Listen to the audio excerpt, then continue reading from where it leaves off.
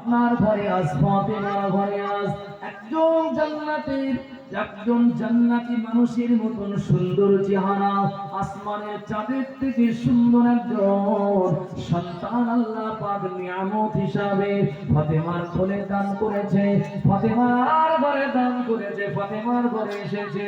খুশিতে আনন্দেতে আপনি উপভোগে আনন্দেতে আত্মহারা হয়ে যাবেন, আনন্দ উৎফুল্ল চিত্তে আপনি শান্তিতে আপনি জীবন যাপন করবেন।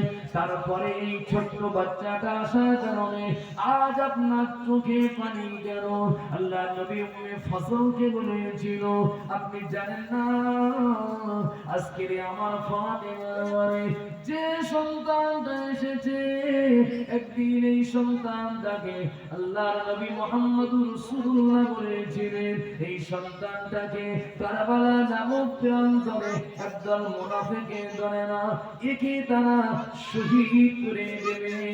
জিবরাইল আমিন আলাইহিস সালাতু ওয়াস সালাম আমাকে শুনিয়ে দিয়ে গিয়েছে। কথা কি বুঝলেন? আল্লাহর নবী সাল্লাল্লাহু আলাইহি সাল্লাম অনেক আগে কিন্তু জানতেন আমার হুসাইন এবং হাসানকে তারা শহীদ করে দেবে। ইমাম হাসান আর হুসাইন এমন মহান ব্যক্তি, আল্লাহর নবী দিনে দুনিয়ার বাদশা, এই জন্য তাদেরকে বেশি মহব্বত করতেন, তাদেরকে বেশি ভালোবাসতেন। ইমাম হাসান আর হুসাইনকে সাহাবাদেরকে ভালোবাসার কথা বলেছিলেন। আল্লাহর নবী বারবার ইমাম হাসান আর হুসাইনকে বলতেন, ও আমার সাহাবারা, তোমরা ইমাম হাসান আর হুসাইনকে ভালোবাসবে, যারা এই দুইজনকে ভালোবাসবে আমি নবীজি আমার ভালোবাসা হবে, আর এদের দুইজনকে যারা কষ্ট দেবে আমি রাসূলুল্লাহ আমাকেই কষ্ট দেওয়া হবে। আল্লাহর নবী একদিন মুহাম্মদুর রাসূলুল্লাহ সাল্লাল্লাহু আলাইহি সাল্লাতু ওয়াসাল্লাম আম্মা জান আয়েশা হুমায়রা রাদিয়াল্লাহু আনহা, আল্লাহর নবী এত ভালোবাসতেন ইমাম হুসাইনকে, কথা বলার জন্য হযরতে হুসাইন রাদিয়াল্লাহু তাআলা আনহু হযরতে আম্মা জান আয়েশা হুমায়রা রাদিয়াল্লাহু আনহা, আল্লাহর নবীর শরীরটা একটু জ্বর জ্বর ভাব, একটু ভারী ভারী ভাব। হুজুর বুঝতে পারছেন যে এক্ষুনি জিবরাইল আমিন আলাইহিস সালাতু ওয়াস সালাম আমার কাছে ওহী নিয়ে আসবে।